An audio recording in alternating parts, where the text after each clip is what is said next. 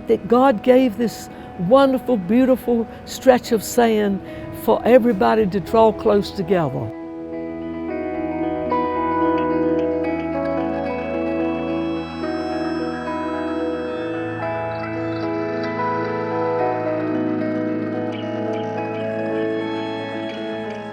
We swam 3 times a day, we ate 3 times a day, we slept a lot and talked a lot. There's so much history for us as a family. Our family has such deep roots in this place.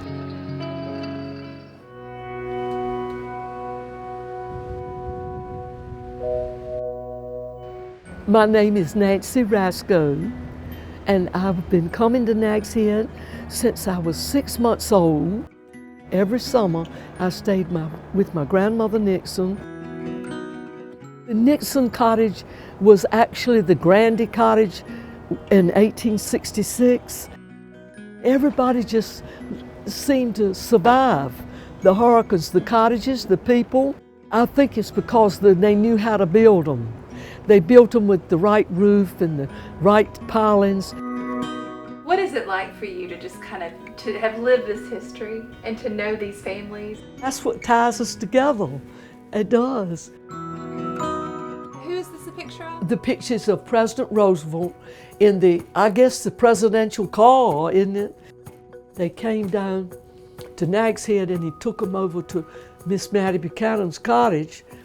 And we were 2 doors over, see, at the Nixon Cottage, and we watched in their little dining area, right out of the window, watching from the dining room, watched him come into the cottage.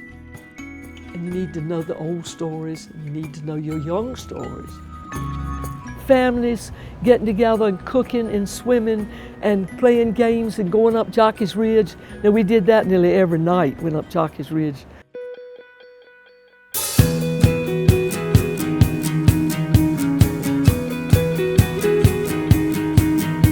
Welcome to the Outlaw Cottage. I'm Margie Worthington, and this is my sister Georgia Sullivan. Hi, nice How to are meet you? And this is my niece, Georgiana. Sullivan. Thank you guys for having us. A beautiful Absolutely. cottage. Tell me Thank you. about the history of how old this cottage is and how it's been in your family. The house was actually built in 1885 by our great-grandfather, Captain Edward Ralph Outlaw, who was in the Confederate Army. And he cut the timber for this cottage up on the farm that we still own in Bertie County.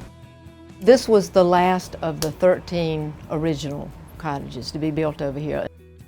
Terrible storm, August 25th, 1918, washed houses away. Well, it's funny. It's almost like they didn't have paper. I know. We were trained not to draw on the wall, weren't we? Yeah, we were. And they did it all the time.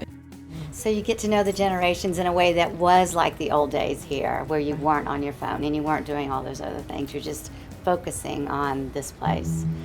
But there's magic here, too, in these old houses. You feel the people who came before you.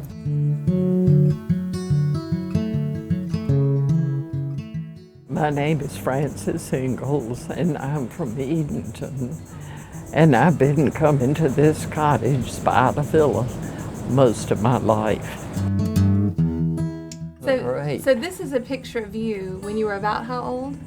I think about 8 years old. Sitting on the railing of the original, pretty original cottage. Well, it had been added to a little bit.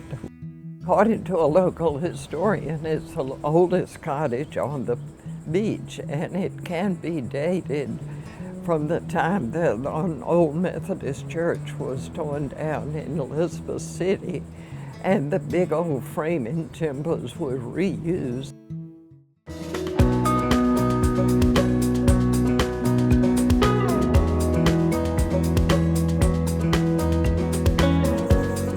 I think we just need to treasure each minute we have and gather the families and just have the same simple routines and peace as long as we can.